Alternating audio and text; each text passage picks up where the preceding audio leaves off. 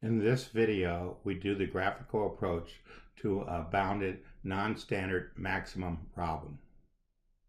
What we want to do is maximize p equal to 3x minus y with the following restrictions.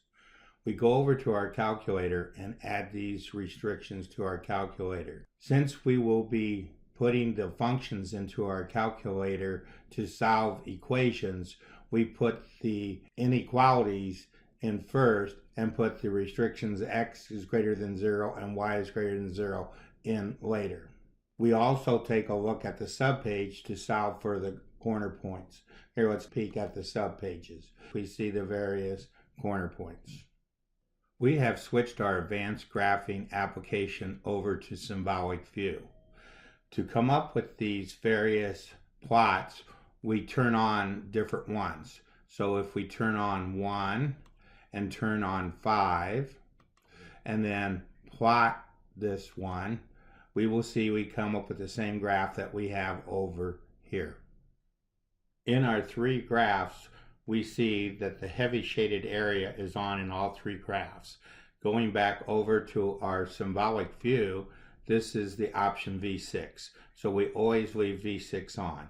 Then for the other ones here, we turn on different V's to come up with these graphs.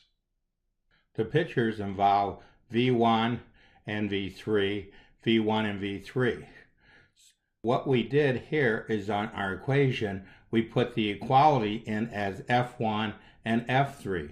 Then we wanted to solve F1 and y equals 0, F3 and y equals 0, and F1 and F3 to come up with the corner points of our graphs. We also put P in so we could calculate the maximum profit by plugging in our different corner points to see what their value was going to turn out. We put in F2 just in case we needed it, but here we did not need it. We now switch back to our main page and we switch our calculators so that only this one is showing. Then we hit plot and we see that the graph here and the graph here turned out to be the same. What we did is call up the simplex reduce function. We put in the matrix, the vector for the constraints, and the vector for profits. When we did this, we came up with this answer.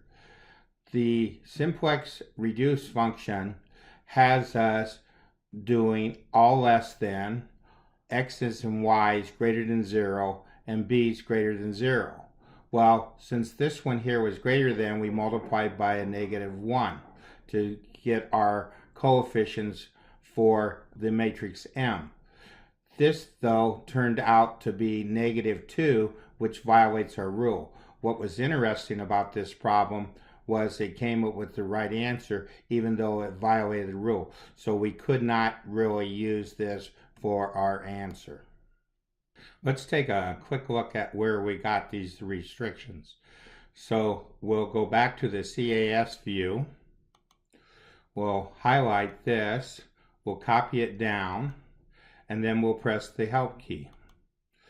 Then we see these restrictions. It would have been nice if we would have been able to use this to check our answer, but since these restrictions were not met, we cannot use this. So we must rely on our corner points that we got from the previous page.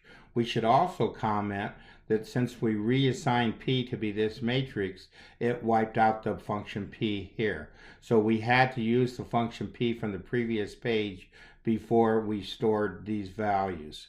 So doing this, we find out that the corner point 12, 0 has a maximum value of 36. This ends our lesson on bounded non-standard graphical approach.